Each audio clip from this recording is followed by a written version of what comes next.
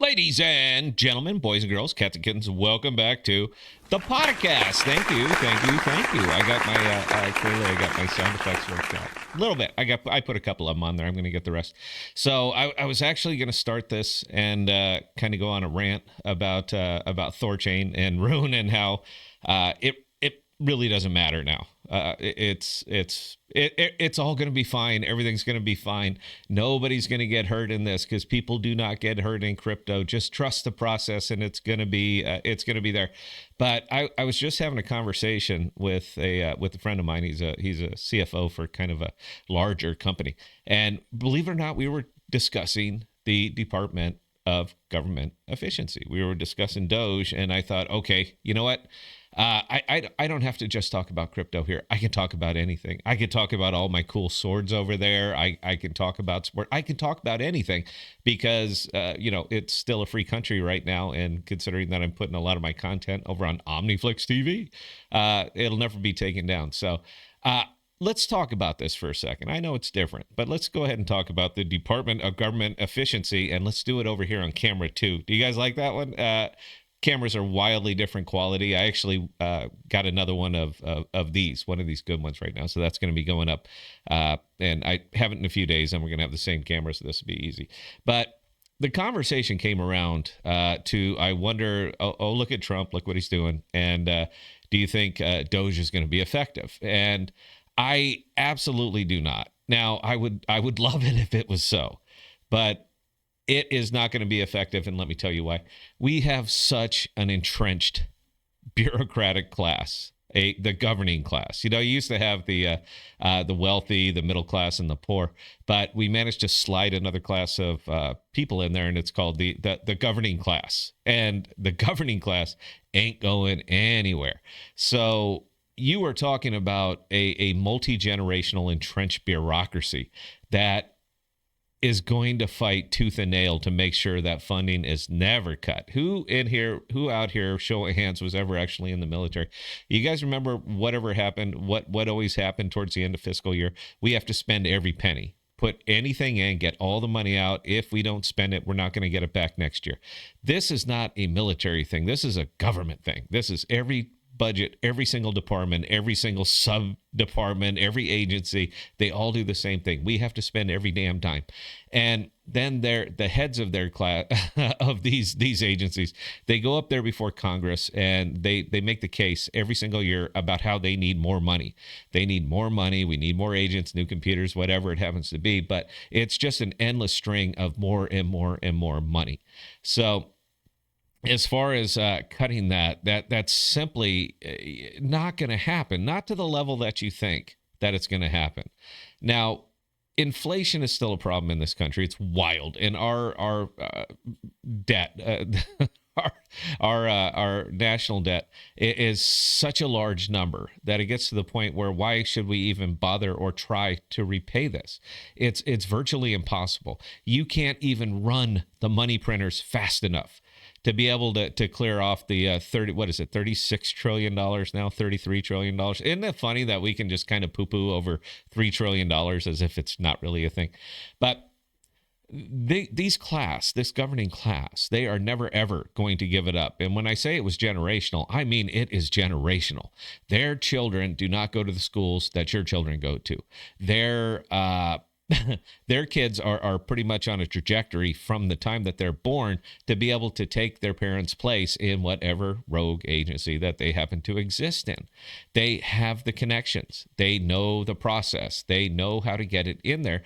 And when I say generational, I mean we effectively have a governing aristocracy that is never, ever going to be there.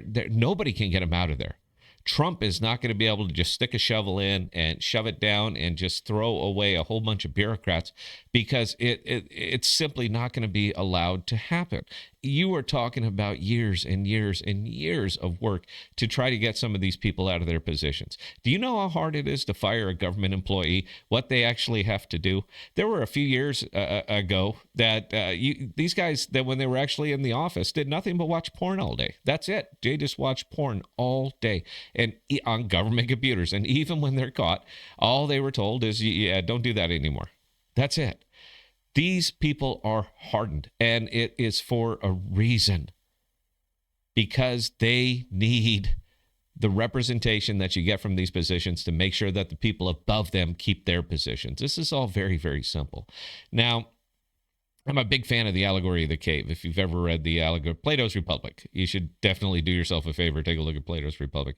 But the reason that all of this is allowed to continue for so long is exactly that, from the allegory of the cave. People, us, normal people, people that are not part of the governing class, don't have government jobs, really want nothing to do with any of that.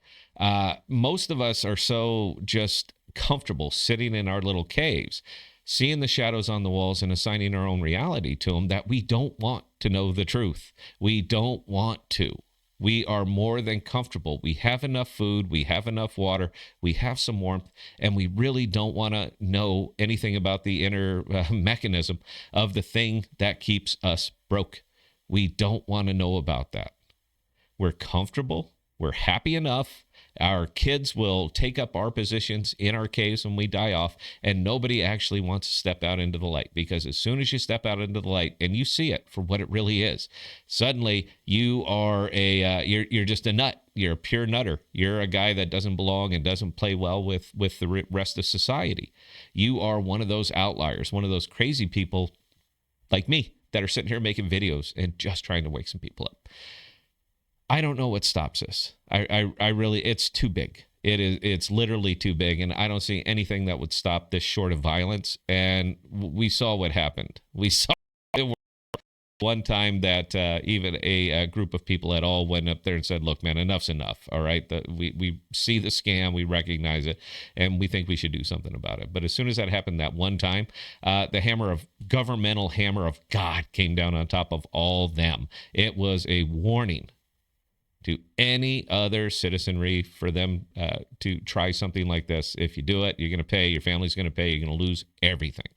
So while I admire the idea of Elon Musk and the Department of Governmental Efficiency, I think he'd be a wonderful job. I think he would do a wonderful job at it if he was actually allowed to do it. But it's not going to happen. So I think it's going to be kind of fun. We're going to see 4 years of more or less lip service paid to it, and at least something's happening. But as far as any kind of real meaningful change that's like going to slow or stop inflation, absolutely not, man. We have no problem printing money. We have no problem putting the government has no problem taking advantage of everything that's out there and laying the risk onto the citizenry. They have zero issue with that, and they're going to keep doing it because we more or less simply don't care. Anyway, like I said, it's a bit of a different video for us. I hope that you guys appreciate. I hope you will indulge me as I start to get out some of my more political. There's no reason for me to be afraid of it. Always up till now, I was like, oh God, I can't talk about that. Everyone's going to talk. Now I don't care. All right, I have nothing to lose. I'm going to go ahead and talk about whatever I like, whenever I like it. If you don't want to watch these videos, don't watch these videos, man. I'll kind of stick to crypto and some of those. So anyway, if you're brand new to the channel, I don't see how that's possible. But if you're brand new to the channel, my name's Scott.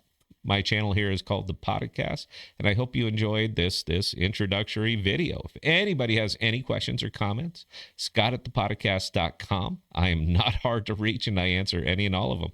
So until next time, guys, please stay safe. Please be smart with your money, and we'll see you.